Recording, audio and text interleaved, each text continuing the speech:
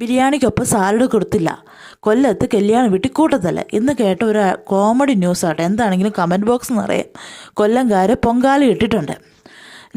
പൊറോട്ട, പപ്പടം, lace, കപ്പലണ്ടി, salad എന്നിങ്ങനെ വിഭവം ഏതുമായിക്കൊള്ളട്ടെ, തല്ല് അത് കൊല്ലത്ത് നിർബന്ധം. അങ്ങനെ തുടങ്ങുകയാണ് കമൻറ്റ്. ഓസിനെ കിട്ടിയത് തിന്നിട്ട് പോയാൽ പോരെന്നൊക്കെ ചിലർ ചോദിക്കുന്നുണ്ട്. കൊല്ലംകാർ സ്ഥിരം തല്ലുകാരാണെന്നുള്ള ഒരു അഭിപ്രായമാണ് ഭൂരിഭാഗം എല്ലാവർക്കും. പക്ഷേ ഉണ്ടല്ലോ, ഞാൻ കൊല്ലംകാർ കുറ്റം പറയല. കാരണം തല്ല് നടക്കാൻ പല റീസൺസും ഉണ്ടാവും. തല്ല് പല സ്ഥലത്തും നടക്കും. പക്ഷേ എന്തോ ന്യൂസ് വരുമ്പം കൂടുതൽ കൊല്ലത്ത് തല്ല് നടന്നെന്നുള്ള ന്യൂസ് മാത്രമേ പുറത്തോട്ട് വരുള്ളൂ. അത് യാദൃശ്ചികം മാത്രമാണെന്നാണ് എനിക്ക് തോന്നുന്നത്. എന്താണെങ്കിലും സ്നേഹം നിറഞ്ഞ കൊല്ലംകാരെ, ബാക്കി ജില്ലക്കാരെ തല്ലുകളെല്ലാം ഏറ്റെടുക്കാൻ വേണ്ടി കൊല്ലംകാരെ വീണ്ടും ബാക്കി. എന്താ അവസാനം എഴുതിയിട്ടേക്കുന്നത്? കൊല്ലം എഗെയിൻ. യെസ്, കൊല്ലം എഗെയിൻ. വീണ്ടും വീണ്ടും കൊല്ലം ഈ കാര്യത്തിൽ മുമ്പോട്ട് വന്നുകൊണ്ടിരിക്കുകയാണ്.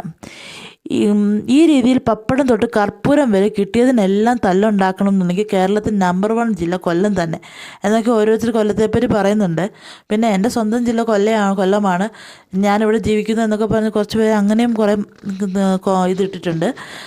എന്താണെങ്കിലും എല്ലാവരും അറിഞ്ഞും പറഞ്ഞും കൊല്ലത്തെ ഏറ് കയറ്റുന്നുണ്ട്.